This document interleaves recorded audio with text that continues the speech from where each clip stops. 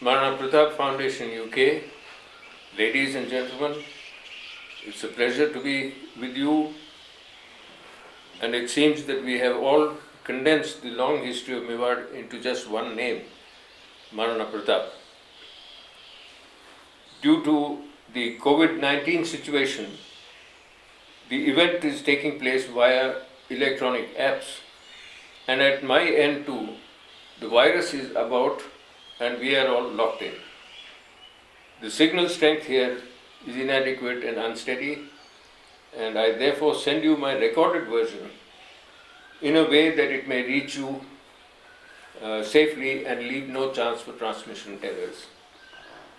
I feel honored, deeply honored, to be invited to the Maharana Pratap Jayanti of 2020 as chief guest speaker, to share my views on the life of my ancestor and to try and inspire you for tomorrow and the future and the relevance of all this in our present day times.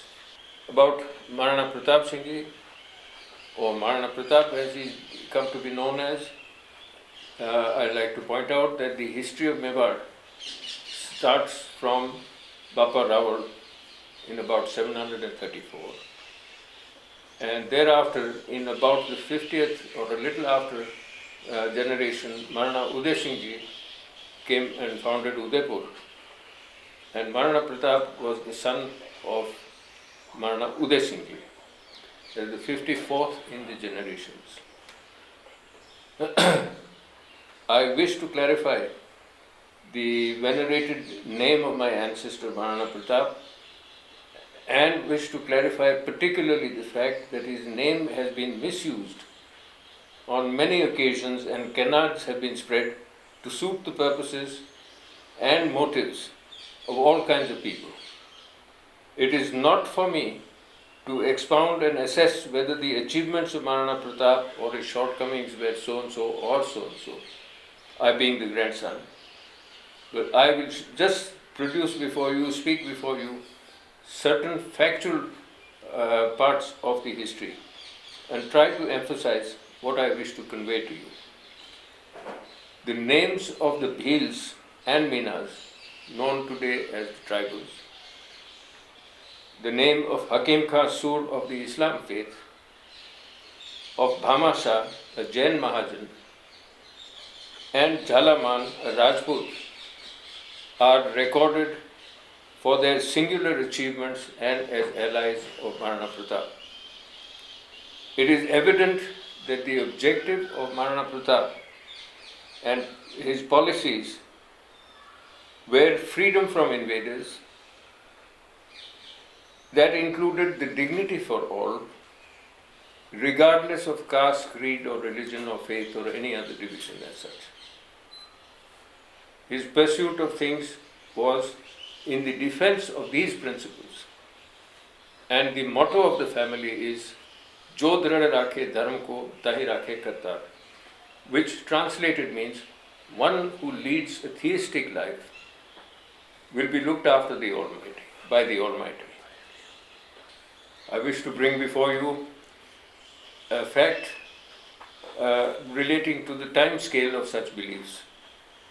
Maharana Pratap, in his days, Maharana Bhupal Singh Ji, my grandfather, as late as 1947.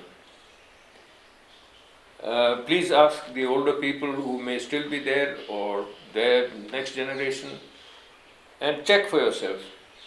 When all the horrible things were happening in the division of this part of the world, the Asian thing, two nations coming into existence, a lot of ugly situations of people killing one another and all things of that kind that had happened then. But I am proud to say and recount that as a child I remember these events, that in our area, in the Mewar area, there was not one instance of one community going after the blood of another community. And till today, we seem to have a very harmonious relationship between very particularly the principally known castes who are elsewhere known to be fighting each other and all. One must bear in mind the fact that a situation in war is a different story, and the situation in social life is a completely different story. If you bring incidents of war into a daily life thing, nobody can live with the other. And if you are able to in the social setup, accept the fact of differences and all that, we will be the better off for all this sort of thing. Continuing from my grandfather's example and what he had set as a pattern, I remember one incident of being invited not many years ago to a Bhil school here which had just been set up, and I was invited to be there with them for the celebration of the opening of this school. And an incident that I will never forget is this, which I recount before you. That one middle-aged Bhil gentleman brought me a bow and arrows and gave them to me as a present, and he was just handing them over to me. And I said, no, I will not accept them like this. So he was startled, and I said, you please put it onto my shoulder as you would for yourself. And the person was relieved that I had not refused his gift, but I had merely made an amendment of how he gave it to me.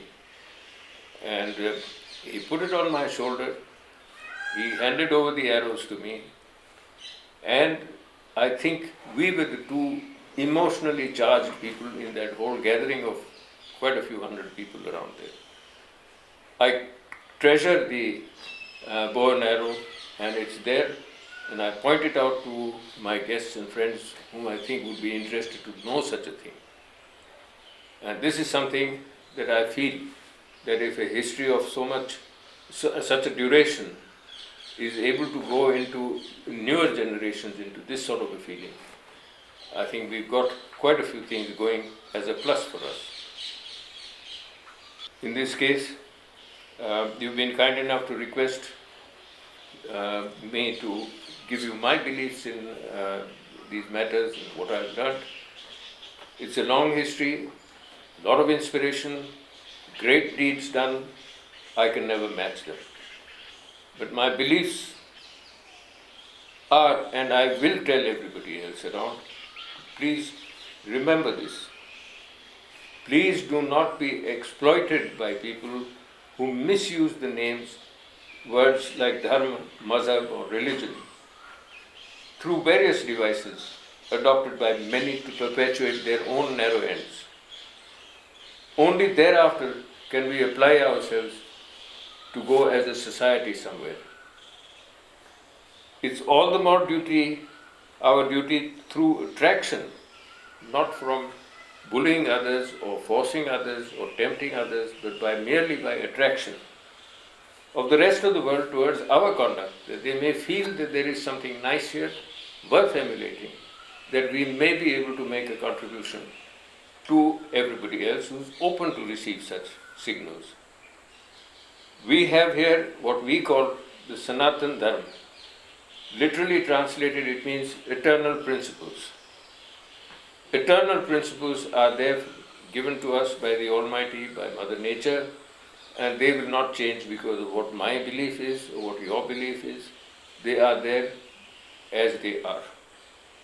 And if those things, as they have been applied within the limits here with us, are also accepted elsewhere, and they are differentiated from the fact of your way of doing things and my way of doing things, which may differ, but then differences also are to be tolerated. But the basics, the principles remain the same. And if we can understand this without throwing barbs at each other, we will be better for it. The summary that I derived, roughly what I have put before you, and I hope it will be of use to everybody. And my renewed thanks to your organization for having invited me over to be with you.